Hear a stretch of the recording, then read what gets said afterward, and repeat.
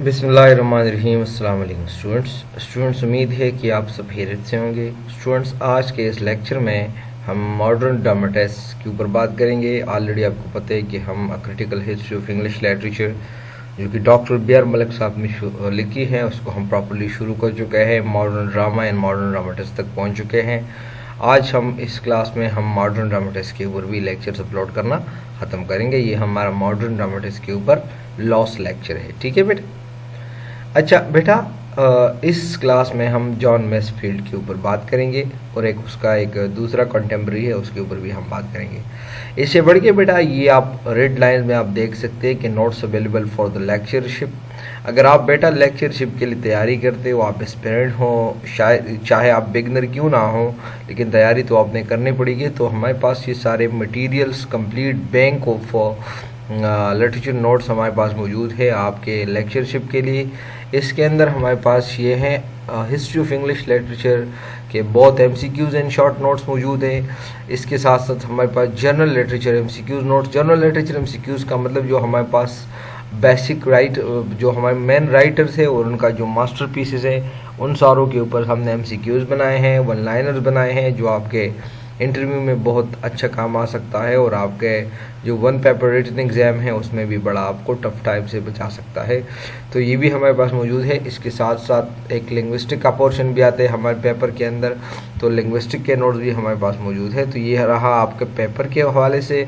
अब इंटरव्यू के लिए हमारे पास इंटरव्यू प्रिपरेशन के नोट्स भी मौजूद हैं जो 35 लेक्चर्स है और गारंटी के साथ आपके इंटरव्यू को इंशाल्लाह पास करेगा और आपको टफ टाइम से बचाएगा। तो बेटा, अगर आपको ये सारे नोट्स की ज़रूरत हो, ये सेल नंबर आपको दी गई है बेटा, आप इस पर कांटेक्ट कर सकते हैं और ये सारे नोट्स जो है आप हासिल कर सकते हैं। ठीक है बेटा।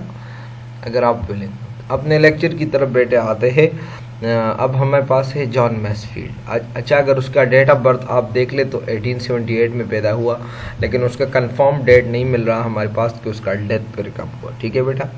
असल में हमारे पास लिटरेचर के अंदर जितने भी हम ये डेट्स लिखते हैं, ऐसे हम मतलब ये दावा नहीं कर सकते कि ये वाकई यही डेट है, लेकिन हम बस ऐसे करते हैं कि जो ऑथेंटिक सोर्स हमें बताते हैं हम वही लिखते हैं। फर्स्ट पॉइंट हमारे पास है कि another dramatist of the same school as Galsworthy and Granville Barker is Mansfield.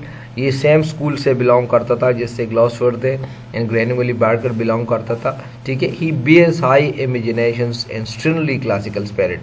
अच्छा, ये बहुत लाजमी है कि उनका मतलब उसका जो स्पिरिट था इट वाज हाई इमेजिनेटिव। ठीक है बेटा। और साथ साथ जो है क्लासिकल स्पिरिट रखता था। Passionate enthusiasm and cool logic, उसके अंदर एंथुजियाज्म और लॉजिक बहुत है। फैंटेसी एंड रियलिज्म, यानी ये सारे जो उसके अंदर ये क्वालिटीज़ थी, फैंटेसी थी, रियलिज्म थी उसके अंदर। यानी ये अजीब लगता है कि एक किरदार के अंदर एक जो है राइटर के अंदर ये सारे क्वालिटीज़ होंगे, लेकिन ये अजीब इसलिए था। Though he clung into the natural world and is a confirm realist. ठीक है। फिर वो नेचुरल वर्ल्ड में वो जो है उसके ऊपर कंटेम्पलेशन करके वो रियलिस्ट बन गया। He is raped in the spirit of mysticism. अब देख सकते हैं ना कितने क्वालिटीज। फिर वो मिस्टिसिज्म पुरस्रारियत को कहते हैं, फिर वो उसकी तरफ आएगा। All these conflicting qualities are seems in his greatest play the tragedy of Nan. ये सारे क्वालिटीज अगर आप इसमें देखना चाहते हैं तो उसकी एक ट्रेजेडी है, द ट्रेजेडी ऑफ नन। आप बिल्कुल इसको देख ले। इस प्ले के अंदर उसका आपको पता चलेगा कि what kind of personality he was, which is the best modern example of the form of domestic tragedy. तो बेटा, अब यहाँ पर अगर आप खुद एमसीक्यूज निकालना ना शुरू करें तो बिल्कुल आपके लिए मुश्किल होगा। Number 1, the tragedy of Nan किसने लिखी है? जॉन मैसफील्ड ने लिखी है। And what kind of tragedy this is? तो बेटा आप देख सकते हैं this is a domestic tragedy. और इसके साथ साथ इस प्ले के अंदर उसके सारे क्वालिटीज़ का आपको अंदाज़ा लगा सकता है कि what kind of personality he was and what were the traits और द क्वालिटीज़ ही पोजेस्ड। ठीक है बेटा। अगर उसके अदर इंपॉर्टेंट वर्क के ऊपर या प्लेस के ऊपर हम बात कर लें, सो द डेफोडिल फील्ड, ये हमारे पास एक उसका दूसरा प्ले है। रिवनॉर्ट द फॉक्स इसका नेक्स्ट प्ले है। मेलोनी हॉल्ट पर ये उसका नेक्स्ट प्ले है। ईस्टर एंड वेरी नाइस जो है उसका नेक्स्ट प्ले है, द चैंपियन वर्डन उसका नेक्स्ट प्ले है, एंड मिसेस जो है हमारे पास हैरिसन जो है ये उसका नेक्स्ट प्ले है। ये उसके सारे जो है आपका रिट्रीब्यूशन आपको मिल गया। लास्ट पॉइंट में आप देख ले, अब एक एक प्ले के ऊपर जो मेन प्ले है उसको थोड़ा हमने फोकस की है। इन मेलोनी हॉल्स्ट पर मैक्सफील हैड इंट्रोड्यूस स्पिरिट फोर्सेस, यानी उसने इस प्ले के अंदर स्पिरिट फोर्सेस को इंट्रोड्यूस की है, बट नॉट क्वाइट सक्सेसफुली, लेकिन अच्छे अंदाज से नहीं। The garden the champion warden and Mrs Harrison also domestic treasury, ये दोनों भी हमारे पास डोमेस्टिक ट्रेजरी है, but they do not come in the high standard of the tragedy of Nan, लेकिन जो स्टैंडर्ड में ट्रेजिडी ऑफ नन लिखी गई है उस तक वो ना पहुंच सका, which is undoubtedly misfield masterpiece, जो कि इसमें कोई शक नहीं कि ये मिसफील्ड की मास्टरपीस है। ये हमारे पास लास्ट ड्रामेटिस्ट है जेम बेरी, जो कि हमारे पास 1860 में पैदा हुआ, इन 1937 में उसका डेथ हुआ। He was not belong to any group of dramatist, वो किसी ग्रुप से बिलोंग नहीं करता था। His best known work is marked by imaginative fantasy humour and tender of pathos, यानी उसके जो जितने भी वर्क होंगे उसके अंदर इमेजिनेटिव फैंटेसी होंगी, ह्यूमर एंड उसके अंदर पैथोस होंगे। ठीक है बेटा। His most characteristics and original play is The Admiral of Cheriton. Okay, उसका जो बहुत कैरेक्टरिस्टिक प्ले है, जो बड़ा एडमायर प्ले है, तो इसका जो है द एडमायरेबल ऑफ चैरिटन जो है उसका है a driving comedy in which the family butler is the hero. Butler तो जानते हो ना, फैमिली कुक ये हीरो होते हैं, बावर्ची हीरो होता है। He also wrote a kiss for Cinderella, a fantasy dear Brutus which tries to prove the characters is destiny, यानी ये जो है ना dear Brutus which tries to देखे, यानी ये जो उसने प्ले लिखी है अ किस फॉर सिंड्रेला, ये एक फैंटेसी है। ठीक है बेटा।